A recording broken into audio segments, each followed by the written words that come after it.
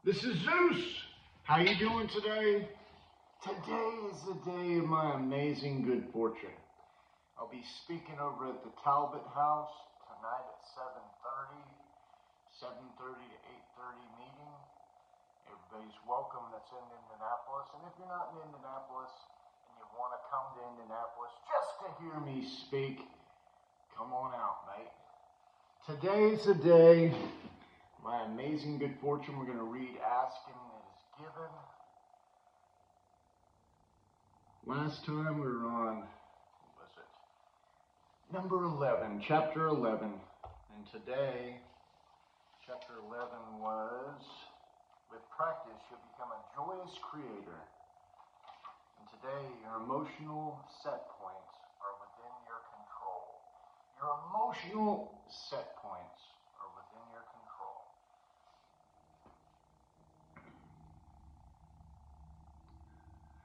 A belief is a thought that you have thought about lots of times. Most people do not believe they have control over what they believe. They observe things happening around them and evaluate them, but they usually feel that they have no control whatsoever about the belief that is formulating within them. They spend their lives sorting through events into categories of good or bad, wanted or unwanted, right or wrong. But rarely do they understand that they have the ability to control their personal relationships with these events. It is important to control, is it? It is important to control conditions that others have created. Since many people approve of some of the conditions that others have created but disapprove of others, they set out on their impossible mission of trying to control conditions through personal force or strength, or gathering together in groups to gain the feeling of more power or control. They seek to preserve their own well-being by attempting to take control over the circumstances that they believe could threaten it. But in the attraction-based universe, where there is no such thing as exclusion, the harder they push against unwanted things, the more they activate vibrational alignment with unwanted things. Interesting, isn't it? In the teaching from A Course in Miracles, it does show that the building of a defense creates the offense. And so now we see it again. And in doing so, the more they invite unwanted things into their own experience, and as more unwanted things now manifest in their experience, they shore up their own belief that they prove it to themselves, that they were right all along about how bad and evasive that unwanted things was to begin with. In other words, the more you defend your own beliefs, the more the law of attraction helps you to live them out. But whose truth is the true truth? That's a great question. Whose truth is the truth? With enough attention to anything, the essence of what you have been giving thought to will eventually become a physical manifestation. And then as others observe your physical manifestation, through their attention to it, they help it to expand.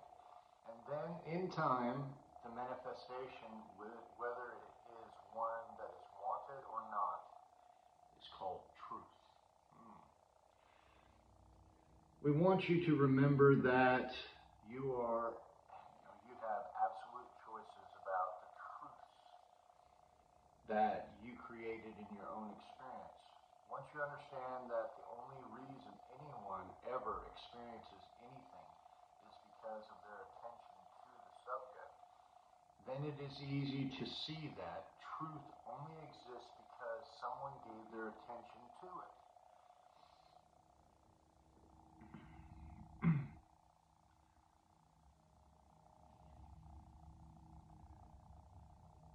That's pretty profound. That kind of threw me off a little bit because I'm like, okay, so a real truth is only because attention's been given to it. And when you say I should give my attention to such and such because it is true, that is the same thing as saying another gave their attention to something that they did not want, and by their attention to it, they have invited it into their experience, and since they have attracted something unwanted into their experience, I should do it also. There are many wonderful things that you are making your truths, and there are many not so wonderful things that you are making your truths. Deliberate creation is about deliberately choosing those experiences you make your truths. Your point of attraction is being affected. When you activate thoughts, when your activated thoughts are general and not very focused, those early vibrations are still very small and do not yet have much attention or attraction power or pulling power, so to speak. And so in these early stages, you would not likely see any manifested evidence of your attention to a subject. But even though you do not yet see the evidence, the attraction of other thoughts that are vibrational match to these is occurring. In other words, the thought is becoming stronger. Its pulling power is getting stronger, and other similar thought vibrations are joining it. And as the thought gains momentum, you now begin to get an emotional reading on how well this growing thought vibration is matching the energy of your source. If it matches who you are, your good feeling emotions indicate that. If it does not match who you are, your bad feeling emotions indicate that.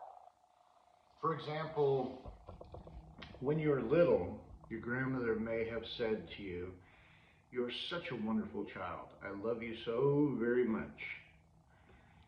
You will have a fulfilling and happy life.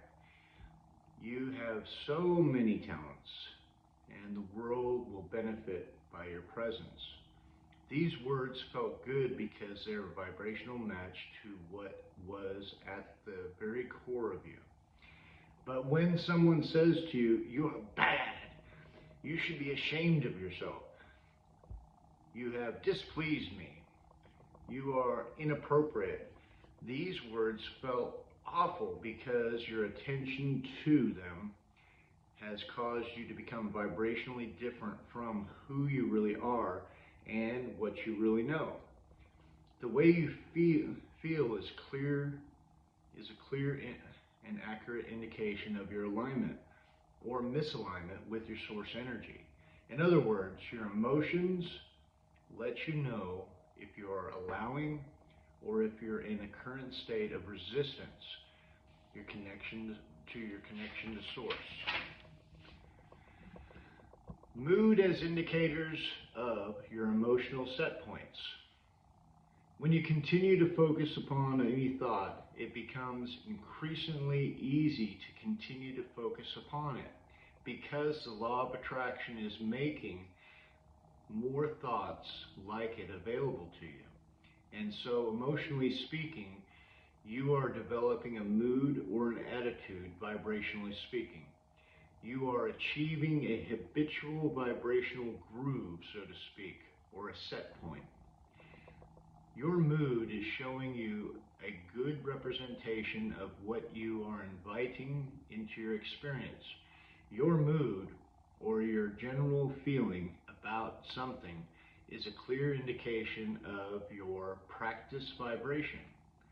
In other words, whenever any subject is activated within you through your exposure to your environment, your vibration jumps immediately to your most practiced vibrational place or set point.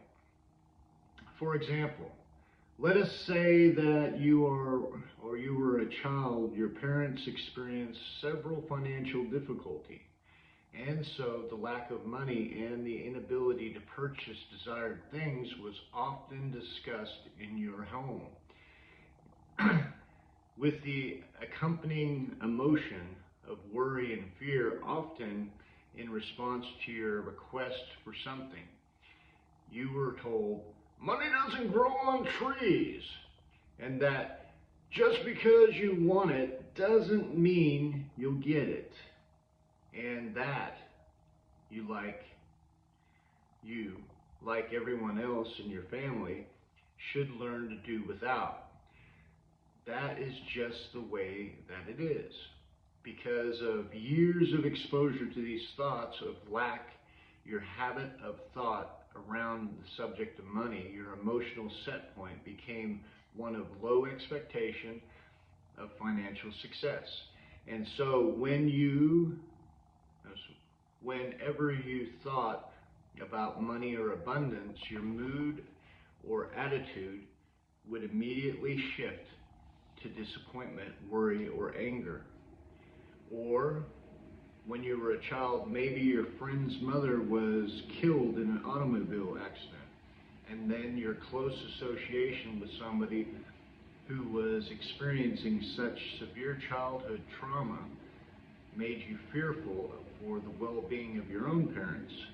Whenever they travel somewhere by automobile, you would get gripped by fear until they return. And so, bit by bit, you developed a habit of worry about the well-being of those you loved. Your emotional set point became that of insecurity. Or when you were a teenager, perhaps your grandmother suddenly died of a heart attack. And in the years that followed her death, you often heard your mother expressing her concern about the high probability of the same thing happening to her and her children, including you. Nearly every time any conversation about your grandmother came up, her untimely heart attack became an emotional and fear-producing part of the conversation. Even though your body was strong and you continued to feel physically good, a concern about your own vulnerability rumbled under the surface.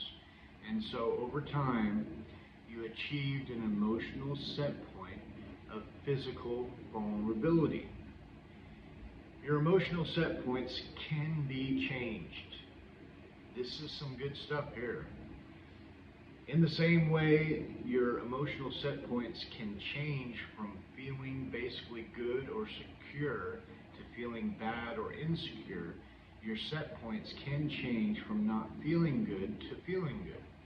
For you, your set points are activated simply by attention to a subject. And through your practiced thought. However, most people do not deliberately offer thought, but instead they let their thoughts gravitate to whatever is happening around them. Something happens, they observe, they have an emotional feeling response to what they're observing. And since they usually feel powerless in controlling what they are observing, they conclude that they have no control over their emotional response to what they're observing. We want you to understand that you do have absolute control over set points that you achieve. And we want you to understand the extreme value in deliberately achieving your own set points, because once you expect something, it will come. The details of it may play out differently, but the vibrational essence will always be an exact match. That was number 12. Okay. Next is number 13. Allow your feelings to be your guide. 13, God's number. 1 and 3 is 4, Pythagorean mathematics. So, setting your own expectations of what's to come is truly what this was all about. If I set my expectations of goodness coming and continue to offer my thoughts into that field by choosing to think and pick about different things. Now this is sometimes, it's fallen on deaf ears, but as we've seen here, we have 100% control over what we're thinking. At times, you get into something that doesn't feel good, what do? When I'm in an emotional state that doesn't feel good, what do I do? And based upon what we've learned so far, it's anything that it takes to feel good now. Anything that it takes to feel good now. Today is the day of your amazing good fortune. So, what do I think about? Well, I don't know what you think about, but I know what I think about. I think about love, joy, peace, patience, kindness, goodness, faithfulness, gentleness, and self-control. These are the fruits of the Spirit. There is one power on this planet. Remember, everything's made of atoms. The atoms are nothing but electricity. Okay? And every cell inside the body, we have 60 trillion cells, 50, 60 trillion cells, and every cell has 7.5 billion atoms to the power of 10. And the atom itself puts out 1.4 kilohertz of electricity, right? And there's 7.5 billion to the power of 10 in every cell, and you have 50, 60 trillion cells. Biology of Belief, Dr. Bruce Lipton, state that the human construct, body, puts out about 700 trillion volts of electricity. Billy Carson, he talks about that the energy we send out from our eyes, the projectors, and now coming back to us is the reception of what we're seeing. And what we see is an image of what we truly believe, right? So, whatever it takes. If you're thinking past, you're normally picking up on shit that happened to you, right? Picking up on stuff that basically were strong, motivating things inside what's called a perceptual wheel. You have a reticulated, activated system inside your mind that actually, it's your perception, which basically alters everything that you see outside of you into a form to is a magnetic attractor to the things that we've had in our past, the grooves, right, the set points. And to change these things, when I find myself into a really, really negative thought, and I've been thinking about it, right, I have to word it out of my mouth. This came from the book Think and Grow Rich and also The Law of Success in 16 Lessons by Napoleon Hill. Great books. I would highly suggest getting the Reticulated Activated System. I got that from the book The New Psycho-Cybernetics by Dr. Maltz. So in order to remove a perception particle that's inside the reticulated activated system, which is about 60, 70,000 thoughts that I've accumulated over my lifetime, is to speak out of my mouth, cancel. Now I go to the happiest moment. So when you find the happiest moment in your life, that one there, you just isolate and think about it. You just think about it for about 17 seconds. This is called the 17-second miracle, and it will be found inside this book in a lesson there. The 17-second miracle, we will go through it and actually actively participate in it. And what it does is it roots out these little So, one day at a time, we do our best that we can do today, and today is the best day of your life. Remember, every day in every way gets better, better, and better, and today is the day of your amazing good fortune. Remember, the Global Peace Project is for you. I'd love for people to sign up. Global Peace Project, we just have $7 a month. $7 a month, and you'll basically end up being a member of the Global Peace Project, and you just put that moolah into the Cash App or the $7 a month.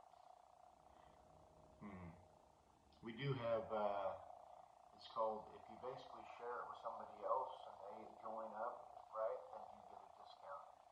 $1 for each person. So if you're doing 7 people a month to help everything grow, you don't have to pay diddly squat, mate. You're getting all that stuff set up. Remember, today is the day of your amazing good fortune. Have the best day ever. Thank you for Cash App donations, and the fees and all that come on Cash App, $, Global Peace Project. The PayPal is Global Peace Project. Blessings, peace, love,